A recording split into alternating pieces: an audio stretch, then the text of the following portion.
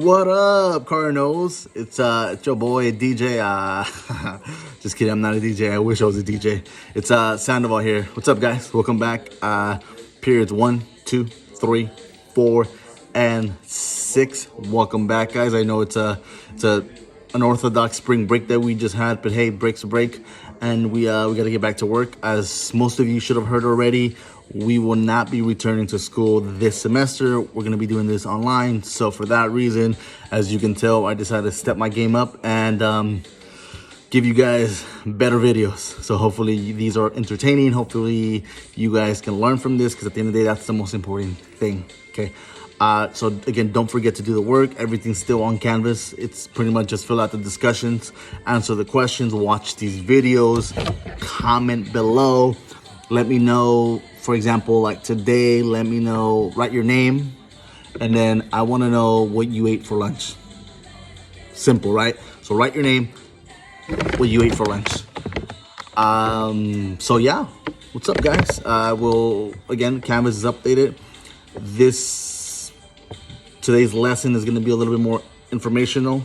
This unit, by the way, Unit 7, my God, what a good unit, right? As a historian, I'm excited because I get to use what's going on in the real world to explain Unit 7. So hopefully by the end of today, you'll get a better understanding of exactly what is happening, why it's important for us to stay home, and yeah, let's get started. So Unit 7 pretty much is U.S. and its role with healthcare, and exactly how we take care of ourselves and what we do around the world and how we handle pandemics. So what a better example than what's going on right now around the world with this COVID-19.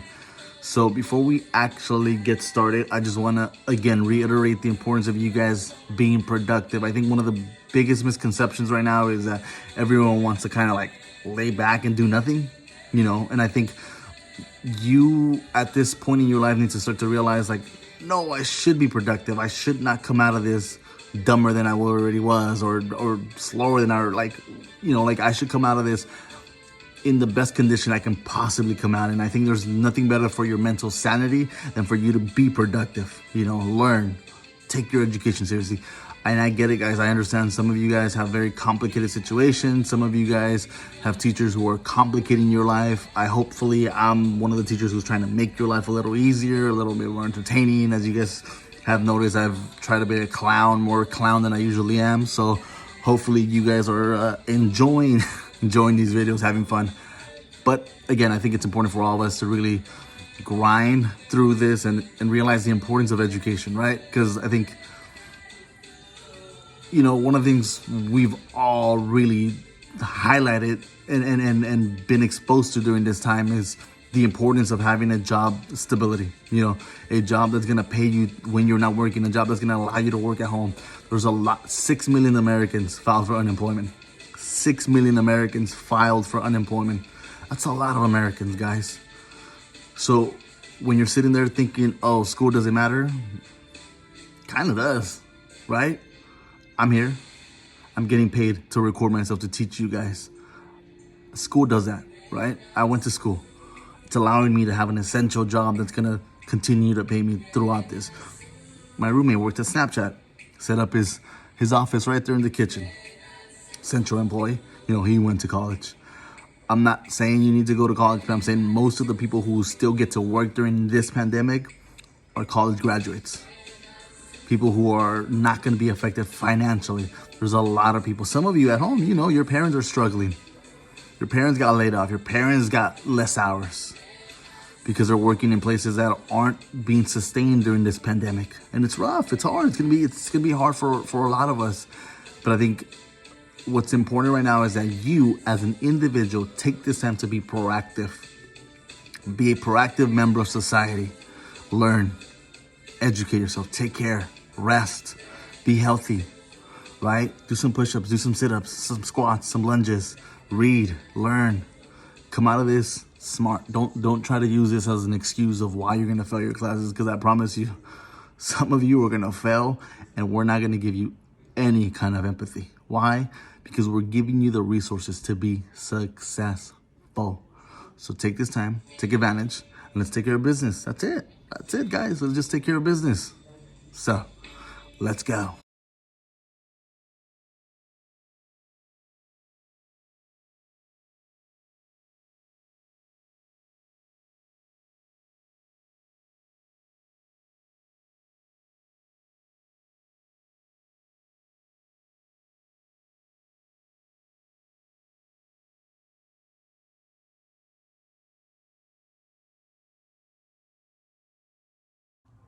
All right, so this unit we're gonna pretty much focus on COVID-19, which is what's happening, and we're gonna be able to dissect it, break it down from the historical standpoint and the role that the U.S. government has played in handling this pandemic. So, for example, like right now, I'm just gonna go over some numbers, right?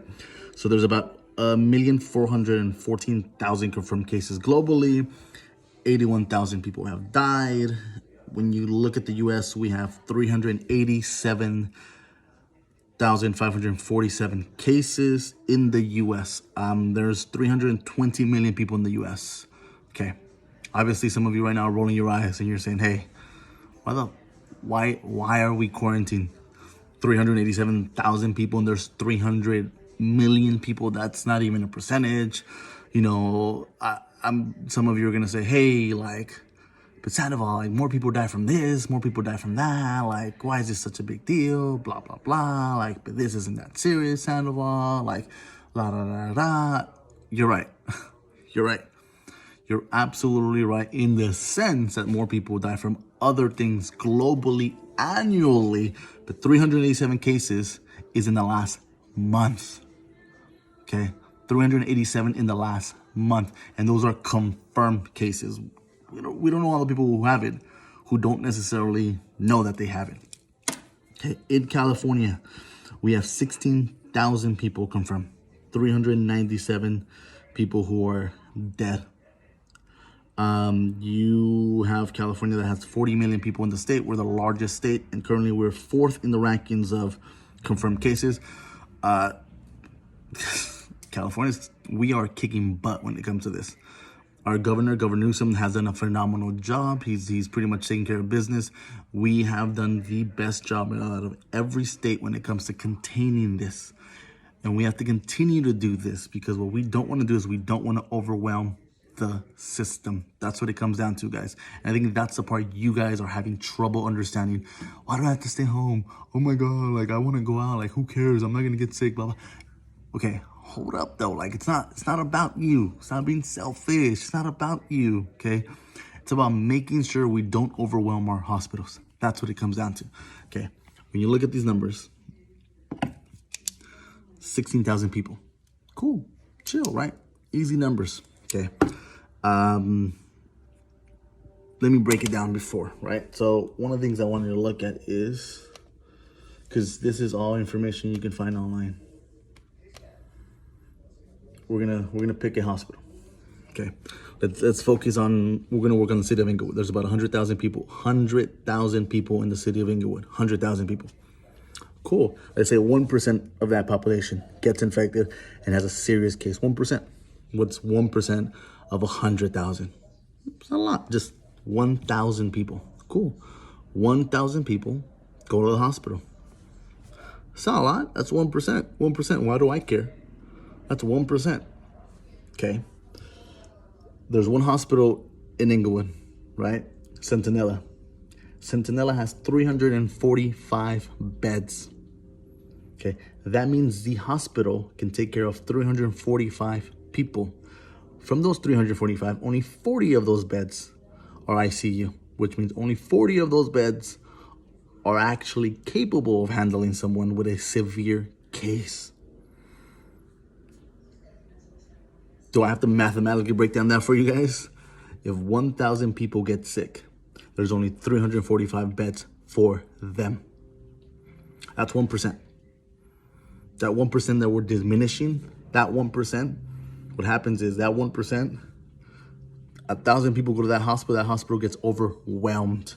That hospital with 345 beds is not gonna be able to take in 1,000 people. Imagine you being in a classroom with only 30 seats and there's 50 students That means 20 students are going to be standing around doing nothing, not being able to sit down. Okay. By the way, you forget, people go to the hospitals to give birth. People go to the hospitals because they are having heart attacks. People go to the hospitals for a variety of reasons. So if there's 1,000 people in line to get into that hospital, that means all those other people can't get into that hospital. That's where the problem is. That's the problem. The problem is this disease, this virus spreads way too easily, way too fast.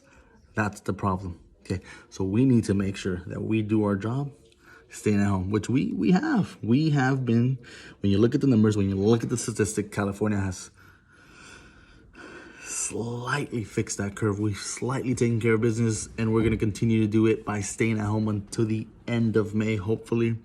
Hopefully they push it. I know you guys are going to be freaking out, but we got to make those sacrifices, because as someone who works at a hospital, my dad works at a hospital, you know, I need to do my part to make sure that he can do his job, to make sure that he can go home safely and not contaminate and not get my mom sick. You know, I need to make sure that I do my job by staying home. I haven't gone out.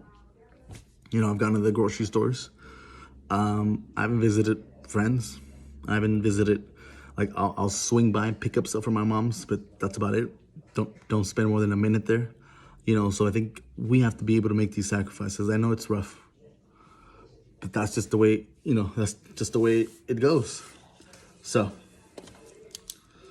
hopefully now you get a better understanding why it's important for us to stay home, because 1% doesn't seem like a lot, but when you take into account that there's only 345 beds in one hospital, and don't forget the city of Inglewood doesn't just, because think about it, those of you who live in Hawthorne, those of you who live in Lawndale, where's the hospital in Lawndale and Hawthorne?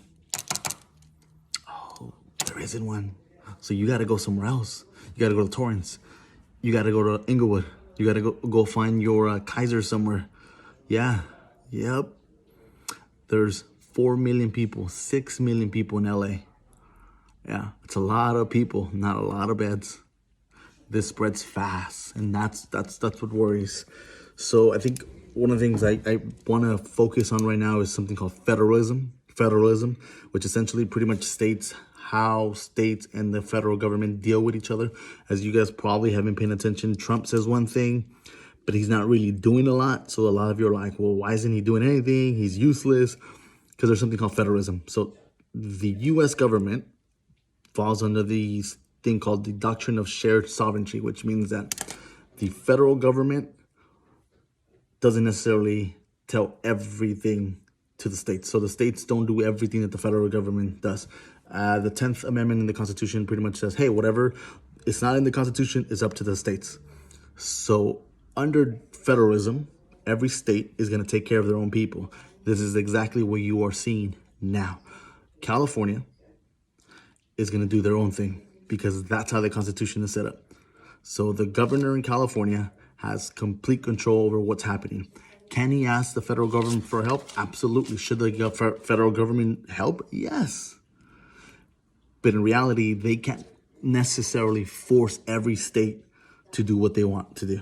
You know, it's going to create a lot of chaos because you have a lot of states that are going to be stubborn. You have a lot of people who are going to be stubborn. You have a lot of people who aren't going to want to do anything. So federalism is a big one. Federalism pretty much says, hey, we're the federal government, but we're going to let states decide what they do for their own citizens, which is what's happening now. Okay, the person who is in charge of California is going to be Governor Newsom. He's the one who's doing a phenomenal job. He's the one who says, hey, we need to stay. California did a great job because we started early with this. Every other state is barely doing it this way. New York got hit so bad. Okay, look at the numbers. There's 40 million people in California. We should be the worst, but we're not. Somehow New York is, which, hey, here you go. If you're watching this video, here's your question for one of your questions for the Canvas. Why was New York hit so hard?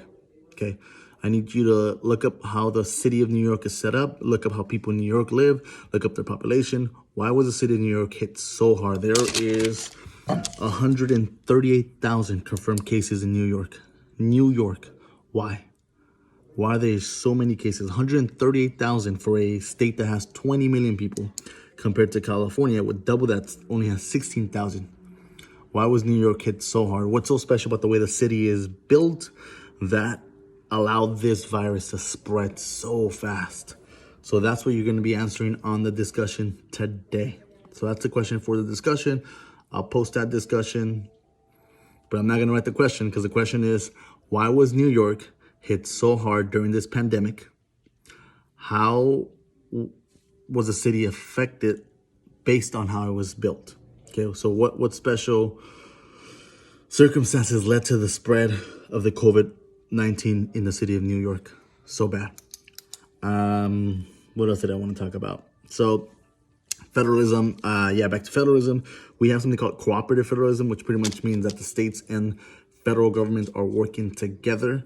It's kind of like, I gave you an example, layer cake and marble cake. You should have seen those two cakes. I'm a little hungry, but they're actually real historical terms used. And they pretty much say, hey, you look, in a layer cake, the federal government and the state governments clearly states who does what. So boom, boom, boom. It's layered, right? You do this, I do that. You do this, I do that. Okay, what we do now is we're more of a marble cake, which is a cooperative federalism, which means everything is mixed up. So you see that mixture of responsibilities between states and federal governments. That's exactly what's happening right now. So I'll give you an example, okay? Every state was responsible for saying, hey, people, go back. But the federal government was the one who said, hey, we're going to give everyone money. We're going to give everyone that. That was an example of federalism, where the state took care of one part of this pandemic and the federal government took care of another part of the federal government, of the issues.